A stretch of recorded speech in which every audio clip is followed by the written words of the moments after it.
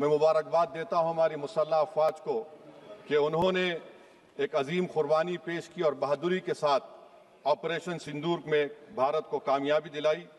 मैं मुसल्लह अफवाज ने पहले 9 दहशतगर्द ठिकानों पर उनको निशाना बनाया और सबसे मेरी नज़र में जो दहशतगर्दी के दिल पर हमला हुआ वो भावलपुर का था और 6 एयरफील्ड, 3 हैंगर और 2 रनवेज को हमने तबाह किया।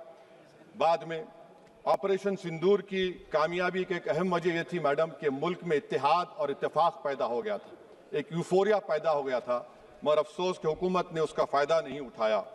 मैं आज भी कह रहा हूं, जिम्मेदारी के साथ कह रहा हूं कि पाकिस्तानी फ़ौज, पाकिस्तान की ISI, पाकिस्तान का डीप स्टेट, उनका हयाती मकसद ये है कि हमेशा भारत को कमज़ोर किया जाए और अगर हमको इन ताकतों को कमज़ोर करना है तो देश में इत्तेहाद और इत्तेफाक को बरकरार रखना पड़ेगा।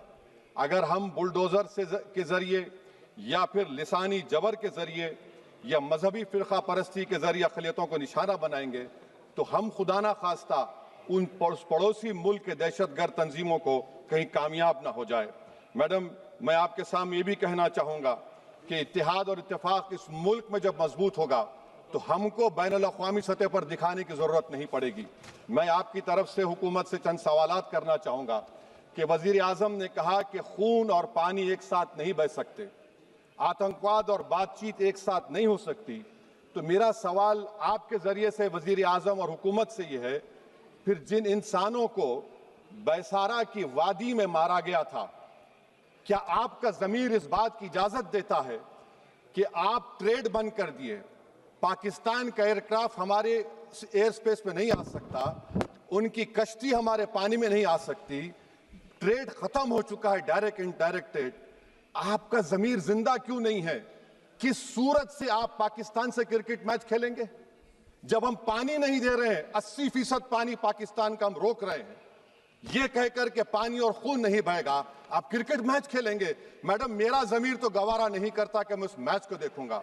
क्या इस हुकूमत में इतनी हिम्मत है कि उन 25 मरने वालों को फोन करके कहे कि देखो हमने ऑपरेशन सिंदूर में बदला ले लिया, अब तुम पाकिस्तान का मैच देखो? बड़ी अफसोस की बात है मैडम। मैडम, अकाउंटेबिलिटी किस पर है? पहलगाम किसने किया? 7.5 लाख हमारी फौज और सेंट्रल पैरामिलिट्री फोर्स है, ये कहां से 4 चूहे घुसकर हमारे भारत के नागरिक को मारे? अकाउंटेबिलिटी किस पर फिक्स होगी? LG पर फिक्स होगी तो LG को बरतरफ करिए, IB पर आती है तो एक्शन लीजिए, पुलिस पर आती है तो एक्शन लीजिए, मगर आप ये समझ रहे हैं कि ऑपरेशन कर दिया और हम खामोश लोग भूल जाएंगे, अकाउंटेबिलिटी फिक्स करना पड़ेगा। मैडम, डिटरेंस आपकी क्या है? आपने सर्जिकल स्ट्राइक किया, आपने बालाकोट किया, फिर ये पहलगाम हुआ, तो आपकी डिटरेंस की पॉलिसी नाकाम साबित हुई, कश्मीर की पॉलिसी नाकाम साबित हुई, 370 हटा दिया आपने एक रियासत को UT बना दिया और उसके बावजूद भी दहशतगर्द वहां पर पहुंच गए। तो और अफसोस मुझे इस बात का होता है मैडम कि पाकिस्तान को हम जानते हैं, पाकिस्तान और इजराइल इस पूरी दुनिया में एक फेल्ड स्टेट है और पाकिस्तान के आर्मी चीफ को, जिससे हमारे स्ट्रेटेजिक रिलेशनशिप है, जिसको अपना दोस्त कहते हैं, उस देश का प्रेसिडेंट उस शख्स को बुलाकर खाना खिलाता है अपने साथ जिसके भाषण से हमारे लोग मारे गए थे। तो क्या आपकी खर्जा पॉलिसी कामयाब हुई? आप देख लीजिए। अच्छा, हमारे देश में एक ऐसी तंजीम है जिसका वजूद नफरत की बुनियाद पर और मजहबी अज़वियत को फैलाने के लिए बनाया गया, उनको तकलीफ है सेकुलरिज्म से, सोशलिज्म से, मगर हमारे संविधान के प्रियम्बल में लफ्ज़ सॉवरेन है। सॉवरेन का मतलब यह है कि हम खुद मुख्तार हैं, हम हाकिम आला हैं, हम अपने मुल्क के मुकद्दर का फैसला करेंगे। एक गोरा व्हाइट हाउस में बैठकर भारत की सीज फायर का ऐलान करेगा, यह आपका नेशनलिज्म है?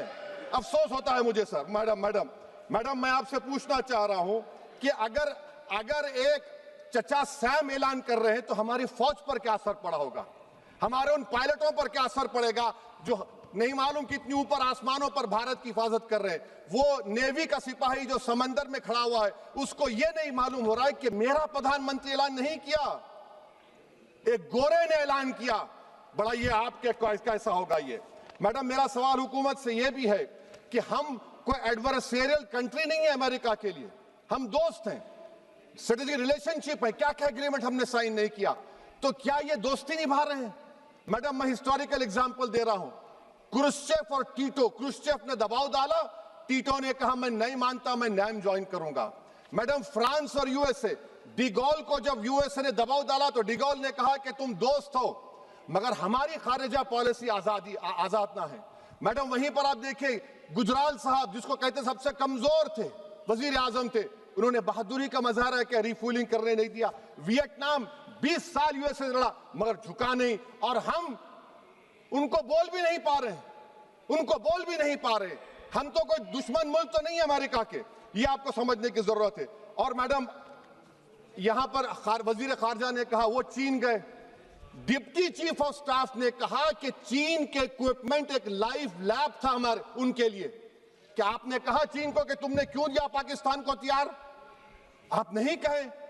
और मैडम, आप जानते हैं कि रक्षा मंत्री ने कहा कि स्विफ्ट एंड प्रोपोर्शनेट। तो फिर जो इंडोनेशिया मिलिट्री अटैचे ने कहा कि हमको कहा गया मत मारो, हम सेल्फ डिफेंस में भी नहीं मार सकते थे पाकिस्तान को। और अगर आप ट्रंप के बयान को गलत कह रहे हैं कि 5 एयरक्राफ्ट नहीं गिरे, मैं यकीन करता हूं आपकी बात का।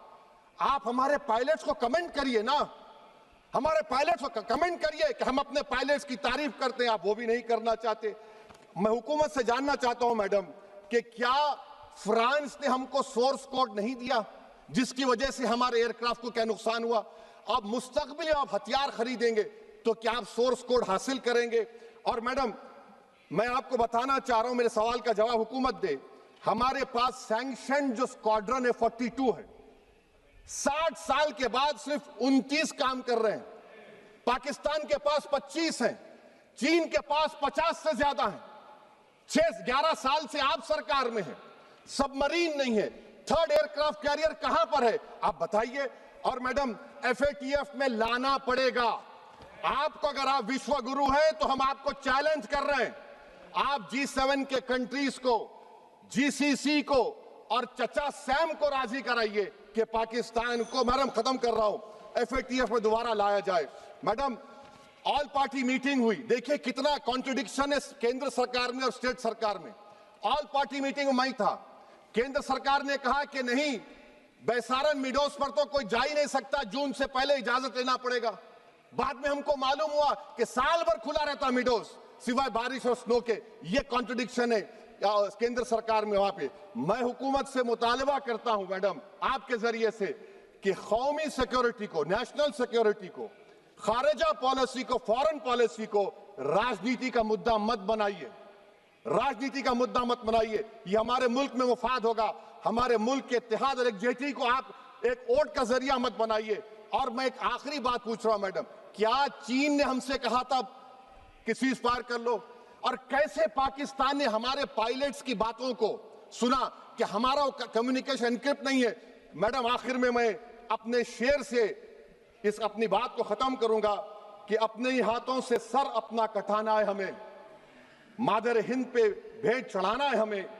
किस तरह मरते हैं एहरार वतन भारत पर, यह तमाशा है जो दुनिया को दिखाना है हमें। ये मैं भारत की उस बहादुर फौज के नाम पे करता हूं, मुसल्लह फौज के नाम पे करता हूं। ये शेर कहने वाला कोई बीजेपी का नहीं था, ये शेर कहने वाले का नाम शेर था, शहीद अशफाकुल्लाह। मैं फिर से हुकूमत से कह रहा हूं, पाकिस्तान टेररिज्म करेगा, आप तैयार हो जाइए। आप चीन से मोहब्बत, कितना इम्बैलेंस हुआ ट्रेड का, कितना इम्बैलेंस हो रहा है चीन से। अच्छा, जब गलवान हुआ उस वक्त भी ट्रंप ने कहा था कि मैं बात करूंगा, हमने कहा नहीं बात करेंगे, जरूरत नहीं है। आज ट्रंप हमारे से पहले बोलता है इज्जत नफ्स भी कोई चीज होती है, इख्तिदार में कोई यहां रहेगा कोई वहां रहेगा, मगर इख्तिदार में इकबाल होना चाहिए। बदबख्ती की बात यह है कि आपने इकबाल को खो दिया। बहुत बहुत शुक्रिया।